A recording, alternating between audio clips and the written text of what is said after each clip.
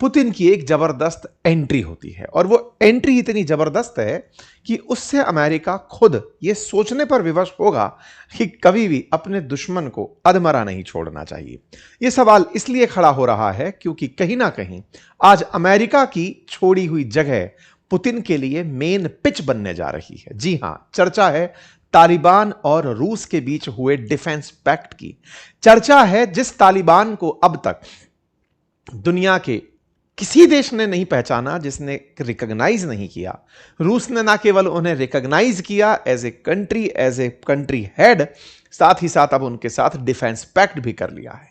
जैसे ही ये defence pact की तस्वीरें बाहर निकलकर आती हैं, हलकों में चर्चाएं तैरने लगती हैं कि इसके मायने क्या निकाले जाएं। दो मायने बड़े निकल रहे थे। पहला मायना, तालिबान और भारत इन दिनों बहुत नजदीक हैं। पिछली बार जब तालिबान के विदेश मंत्री भारत में थे, उस समय पर ही पाकिस्तान ने एयर स्ट्राइक तालिबान के ऊपर यानी कि अफगानिस्तान में की थी। उस समय भारत का प्रभाव बताया गया। पाकिस्तानी भारत के ऊपर खूब चीखे चिल्लाए कि आप लोगों ने हमारा एक मित्र बगावती करा दिया। जब यह डील हो रही है, उसी समय पर, उसी टाइम फ्रेम में भारत के एनएसए डोवाल साहब भी रशिया में ही बताए गए हैं। ऐसी स्थिति में डील और भारत का एंगल सबसे बड़ा है। भारत ने तालिबान के साथ जो बातचीत करी और तालिबान और रशिया के बीच जो बातचीत चल रही थी, एक ऐसा एक्सेस बनता चला जा रहा है जिसमें कहीं ना कहीं भारत के ही खिलाफ कभी इस्तेमाल की खुशियां मनाते रहे इमरान खान की मैं तालिबान का इस्तेमाल करूंगा भारत के खिलाफ, वो पूरी तरह विपोजिट जाते हुआ दिखाई दे रहा है। दूसरा एक पार्ट और भी है। रूस को इनकी क्या जरूरत है? रूस को जैसे नॉर्थ कोरिया की जरूरत पड़ गई थी, तो रूस को हो सकता है तालिबान की जरूरत पड़ जाए। कहां? यूक्रेन के खिलाफ लड़ाने में। तो क्या तालिबानी जाकर के लड़ेंगे यूक्रेन के खिलाफ? बड़ा ही शानदार जबरदस्त मामला होने जा रहा है। यानी कि फिर से एक बार मेन पिक्चर फ्रेम पर अफगानिस्तान खड़ा हो गया है, जहां 20 साल तक अमेरिका ने तालिबान अलकायदा को खत्म करने के लिए सारे जंगी प्रयास किए, लेकिन वो waste of money and time निकले। आज फिर वही रशिया और वही अफगानिस्तान साथ खड़े हैं। हेडलाइन बनती है, रशिया ने मिलिट्री पैक्ट साइन किया है तालिबान के साथ। क्या इसके फाइटर्स यूक्रेन के खिलाफ लड़ेंगे? क्या भारत के खिलाफ लड़ेंगे? क्या भारत के लिए एक मजबूत क्षण होगा? ये सारी बातें आज के सेशन में हम डिटेल में डिस्कस करेंगे, समझेंगे सारे मायने, पूरा इतिहास और इस बात का सेंस क्या निकलता है। रूस के लिए कैसे फायदेमंद है, अमेरिका के लिए कैसे नुकसानदायक है, पाकिस्तान के लिए कैसे नुकसानदायक है, भारत के लिए कैसे फायदेमंद है। विशेष रूप से 3 देश फायदे में, 2 नुकसान में। क्या है ये पूरा समीकरण समझते हैं, क्योंकि हेडलाइन इस समय मिलिट्री पैक्ट्स की बन चुकी है और पाकिस्तान की मुश्किलें बढ़ाने वाली दिख रही है। चर्चा है वर्तमान में हुए एक बहुत बड़े जियोपॉलिटिकल इवेंट की। इवेंट ये कि अब दुश्मन का दुश्मन दोस्त होने जा रहा है। अब कहानी बड़ी इंटरेस्टिंग है, पूरा इतिहास बताऊंगा। फिलहाल करंट पर इतना सा फोकस कर लें कि ये तस्वीर जो आप फिलहाल आती हुई देख रहे हैं 26 से 29 मई की, ये इंटरनेशनल सिक्योरिटी फोरम में आए हुए अफगानिस्तानी और जो रशियन जो डिप्लोमेट्स हैं उनकी तस्वीरें आपको दिख रही हैं। ये जो हैंडशेक इवेंट आप देख रहे हैं, इस सिक्योरिटी फोरम के अंदर ताजा ताजा दोनों देशों के प्रतिनिधियों ने बातचीत करके एक मिलिट्री एक्ट पैक्ट पर साइन कर लिया है। और साइन करने का केवल इतना ही है कि तालिबान ना तो अब कोई आतंकी संगठन है और हम उसके साथ मिलकर के अपने रिश्तों के एक नए दौर की शुरुआत कर रहे हैं। नए दौर की शुरुआत है तो इसका थोड़ा इतिहास भी होगा, और इतिहास है बड़ा इंटरेस्टिंग। इंटरेस्टिंग क्या है, मैं आपको वो याद दिलाता हूं।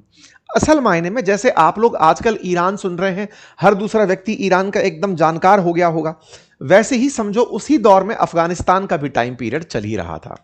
1979 में ईरान के अंदर आप हुआ रेवोल्यूशन सुनते हैं, जब जाकर के खमनेई की सत्ता आई थी। खुमैनी थे पहले, फिर खमनेई आए, यानी कि इस्लामिक क्रांति हुई थी। बिल्कुल उसी दौर में 1979 में रशिया की एंट्री हुई थी अफगानिस्तान में।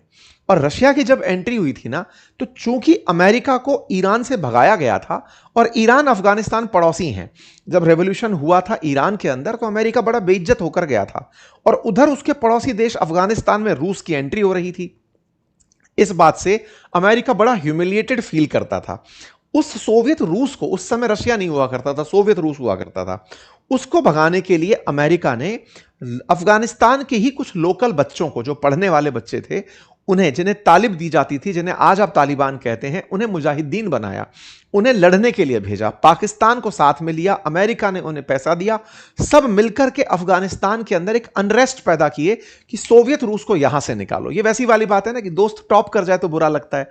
तो अमेरिका जब ईरान से बाहर जा रहा है तो बुरा इसको यह लग रहा था कि भाई अल्टीमेटली सोवियत रूस कैसे अंदर आ सकता है अफगानिस्तान के। तो 79 से 89 के इस दौर में अमेरिकी प्रयासों से सोवियत रूस को बाहर निकालने का रास्ता दिखाया गया। भाई साहब, इस दौर में अफगानिस्तान के अंदर खूब सारा अनरेस्ट हुआ। मैप पर अगर आप देखें तो ये अफगानिस्तान है, और आज जो आप सेंट्रल एशिया देखते हैं ना, वो सेंट्रल एशिया जिसमें तुर्कमेनिस्तान, उज्बेकिस्तान, ताजिकिस्तान, ये पूरा की पूरा पहले सोवियत रूस ही हुआ करता था। इधर ईरान है जिसमें हाल अमेरिका के खराब थे। तो सोवियत रूस यहां तक था और बगल में अमेरिका, ये अफगानिस्तान था।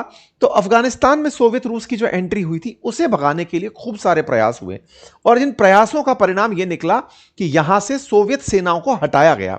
सोवियत सेना यहां पर प्रॉपर जोर के साथ आई थी, लेकिन 1989 में उन्हें लौटा दिया गया। मजबूती से निकल करके आए तालिबान के लोग। उस समय तालिबान नहीं शब्द था, उस समय मुजाहिदीन थे जो निकल कर आए, और उन्होंने पूरी तरह से तालिबान को, अफगानिस्तान को अपने कब्जे में ले लिया था। 1989 में सोवियत रूस गया है। सत्ता जब जब हटती है तो कोई कंट्रोल करने लगता है। यहां पर भी कंट्रोल के लिए निकल कर आया तालिबान। 1990 के दशक में तालिबान का उदय हुआ। शब्द बनाया गया स्टूडेंट रेवोल्यूशन से। भाई, तालिब लेते हुए छात्र थे जिन्हें तालिबान कहा गया। ये स्कूलों से निकले हुए बच्चे थे, आंदोलन के चेहरे थे।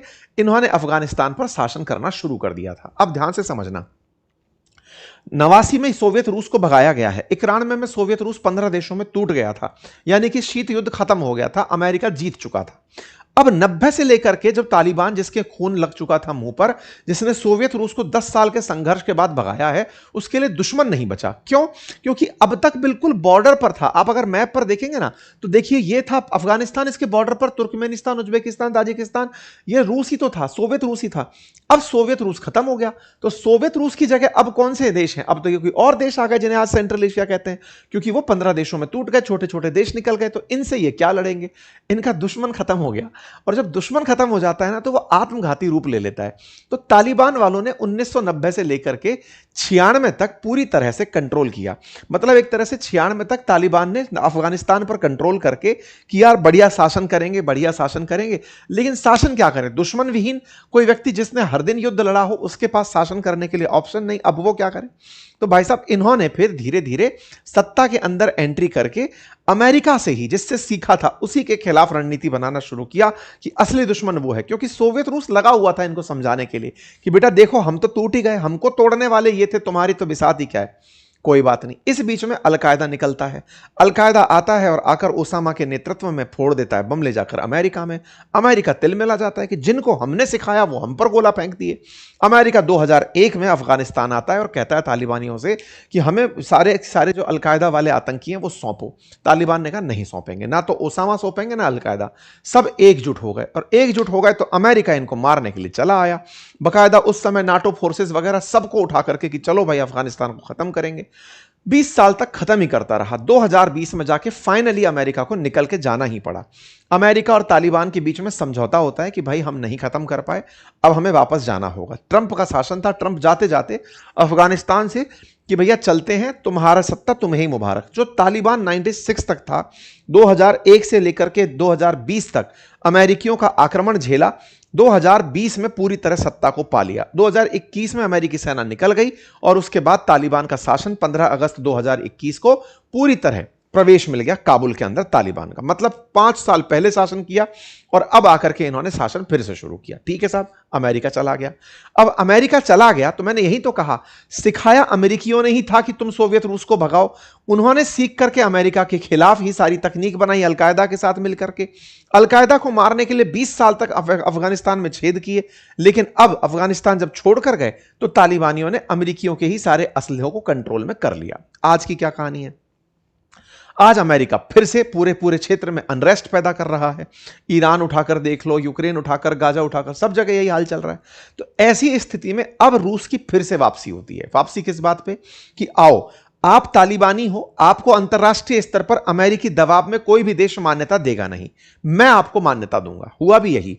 अफगानिस्तान में तालिबान की सत्ता, जो कि नॉन इलेक्टेड तरीके से आई है, अमेरिका उसे रिकॉग्नाइज नहीं करता। इसके चलते जो उनका धन या असेट यानी अफगानिस्तान का जितना भी अंतरराष्ट्रीय स्तर पर पैसा जमा है उसको रिलीज नहीं करता कि वहां पर डेमोक्रेटिक रूप से इलेक्टेड गवर्नमेंट नहीं है। इंटरेस्टिंग बात है, सोचो ना ईरान में डेमोक्रेटिक इलेक्टेड गवर्नमेंट है, ना यूएई के अंदर है, ना कतर में है, ना ओमान में है, ना सऊदी में, कहीं नहीं है। उनका पैसा खूब अमेरिका रिलीज कर रहा है, अफगानिस्तान का नहीं कर रहा। क्यों? क्योंकि असल ह्यूमिलिएशन तो घर में लेके बैठे हैं। बगराम जैसा एयरबेस जो था, जो अमेरिका का सबसे बड़ा मेजर एयरबेस था, अगर आज अमेरिका के पास बगराम होता तो ईरान का रिजल्ट कुछ और ही होता, क्योंकि अफगानिस्तान से उड़ उड़ करके ईरान में बम चलाना बहुत आसान होता और सबसे बड़ा एयरबेस था उसका। लेकिन इसका भी ट्रंप को मलाल हो ही रहा है कि बगराम छोड़ आए, अपना सेना छोड़ आए, सैन्य दसारे के सारे कारखाने छोड़ आए और अब जाकर के हैंड टू माउथ होकर बैठे हैं। तो ऐसी स्थिति में रशिया ने इनको पकड़ा और कहा कि आओ आपके साथ मिलकर हम टाई अप करते हैं।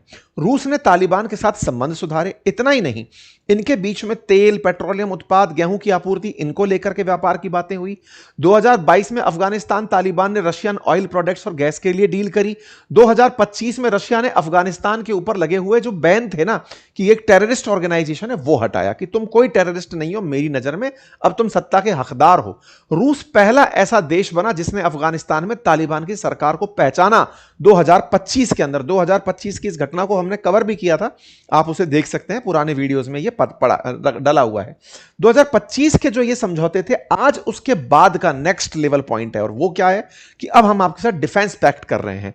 जैसे भारत का रशिया के साथ पैक्ट है, जापान के साथ पैक्ट है, ऐसा डिफेंस पैक्ट है। और इस पैक्ट के पीछे रशिया ने क्या दिमाग लगाया कि रूस के अंदर ना, पाकिस्तान, तालिबान के अंदर या फिर कहिए अफगानिस्तान में एक आईसिस खुरासान करके आतंकी समूह है जो तेजी से बढ़ रहा है, वो सेंट्रल एशिया देशों में परेशानी खड़ी कर सकता है। तो बोले उसको काउंटर करने के लिए हम तुम्हारे साथ आ रहे हैं। यहां पर दोनों ने एक उद्देश्य पकड़ा, दोनों साथ आ गए, डिफेंस पैक्ट कर गए। मिनिस्ट्री ऑफ डिफेंस दोनों तरफ की आकर के कि चलो साहब बढ़िया से हम लोग डिफेंस पैक्ट करते हैं। ये तस्वीरें बाहर निकल कर आ जाती हैं। निकल कर आता है कि अफगानिस्तान के रक्षा मंत्री मोहम्मद याकूब ने मास्को में आयोजित अंतरराष्ट्रीय सुरक्षा मंच के दौरान सुरक्षा परिषद के सचिव जो सरगेई शोगु हैं उनके साथ बातचीत करके यह काम कर दिया। अब इसके क्या मायने निकाले जाएं? इसके मायने सिंपल हैं कि अमेरिका ने जिनसे पहले जिनको तैयार किया था, उनके खिलाफ लड़ा था, आज रूस उनको अपने साथ ले आया। यानी कि 10 साल तुमने उन्हें परेशान किया था, 20 साल तुम्हें परेशान करवाया, और अब मैं इनको साथ ले आया, और अब मैं इस जगह पर, अब बगराम एयरबेस पर तुम्हें नजर भी नहीं डालने दूंगा। कुछ दिन पहले ट्रंप ने कहा था कि जो हमारे सैन्य ठिकाने हैं हम उन्हें वापस लेंगे। तो अफगानिस्तान के अंदर बगराम की वापसी को लेकर बातचीत चल रही थी। तालिबान और रूस के इस एग्रीमेंट ने खेल को बदल दिया है। तालिबान की मजबूती बढ़ी है और ऐसे में इन दोनों का फिर से आमना सामना हो गया है। सेंट्रल एशिया की समीकरण में इस डिफेंस पैक्ट के बहुत मायने निकाले जा रहे हैं, और इन मायनों से यह भी मायने निकाले जा रहे हैं कि आने वाले समय में न केवल इन्होंने अपने आसपास के देशों को सुरक्षित कर लिया, बल्कि यह चाइना को, इंडिया को भी अफगानिस्तान के समर्थन में लाकर खड़े कर देंगे। अब इसके मायने देखते हैं। पहला सवाल कि क्या साहब ये यूक्रेन के खिलाफ जाकर लड़ेंगे? ऐसा क्यों? क्योंकि इन्होंने कुछ दिन पहले नॉर्थ कोरिया से भी डिफेंस पैक्ट किया था रशिया वालों ने। तो नॉर्थ कोरियन सैनिकों को लेकर के यूक्रेन के खिलाफ लड़ाने के लिए लेकर गए थे। तो अब अफगानिस्तान के साथ समझौता हुआ है, तालिबान के साथ हुआ है, क्या इनके लड़ाकों को लेकर जाएंगे? देखिए, टेक्निकली अगर देखा जाए तो नहीं लेकर जाएंगे, क्योंकि तालिबान की खुद की कई परेशानियां इन दिनों चल रही हैं। सरकार चलाना चैलेंजिंग हो रखा है, शायद वो युद्ध में ना जाएं। लेकिन रूस ने अगर ये मांग लिया तो मना नहीं कर पाएंगे। नंबर दूसरा, भारत के लिए क्या ये एडवांटेज वाली सिचुएशन होगी? बिल्कुल होगी। पहले भारत के लिए ही पाकिस्तानी सोचते थे कि वो अफगानिस्तान में बैठे तालिबान का इस्तेमाल करेंगे, आतंकवादी भी खुद के नहीं मरवाएंगे, उनके मरवाएंगे। लेकिन भारत ने जिस तरह से रूस और तालिबान के साथ साथ रहते हुए अपनी दोस्ती मजबूत की, पिछले साल जब मुत्तकी इंडिया आए हुए थे विदेश मंत्री, तब भारत ने उस समय पर तालिबान के साथ जो संबंध अच्छे किए थे, पाकिस्तान ने उनको खूब कोसा था। तभी जाकर के इन लोगों के बॉर्डर पर क्लैशेस होने शुरू हुए थे। भारत ने अपनी तरफ से मदद भी भेजी थी। तो ये एक तरह की सिचुएशन और ज्यादा फोकस में आएगी कि भारत भी मित्र है, रशिया भी मित्र है, और ये एक एंगल अच्छा बन करके निकल कर आएगा। कुल मिलाकर जहां तक बात हो पाकिस्तान की, तो पहले ही पाकिस्तान का बिगड़ा हुआ मामला पड़ा है। देखिए, पाकिस्तान की एक बहुत बड़ी स्थिति बताता हूं। पाकिस्तान में इमरान खान ने जब रूस के साथ यात्रा की थी, यानी कि यूक्रेन क्राइसिस के दौरान इमरान खान मिलने गए थे पुतिन से, तब से वो जेल में है, सत्ता परिवर्तन हो गया। शहबाज शरीफ चाहते हुए भी ये काम नहीं कर सकते। सस्ता तेल चाहते हैं लेकिन ले नहीं सकते, क्योंकि अमेरिका को ये चीज बर्दाश्त नहीं है। ऐसे में ये ऑटोमेटिक है कि ये भारत के लिए पक्ष में, पाकिस्तान के लिए चिंता का विषय है। पाकिस्तान अफगानिस्तान के बीच जिस तरह के विवाद फिलदिरो चल रहे हैं, उसमें यह बहुत बड़ा मतलब कदम कंसीडर किया जाएगा। हालांकि पाकिस्तान के पास अभी एक नेचुरल कुशन उपलब्ध है चाइना का, क्योंकि पाकिस्तान जानता है कि चाइना और रशिया बहुत अच्छे मित्र हो रखे हैं, तो उनके खिलाफ भले ही इनका उपयोग ना हो, लेकिन यह तय है कि तालिबान का भारत के खिलाफ अब पाकिस्तान उपयोग नहीं कर पाएगा। ठीक है, तो कुल मिलाकर के इस दोस्ती के कई मायने थे। चिंता पाकिस्तान और अमेरिका की थी, मैंने दोनों की आपको बता दी। आप इस विषय पर क्या सोचते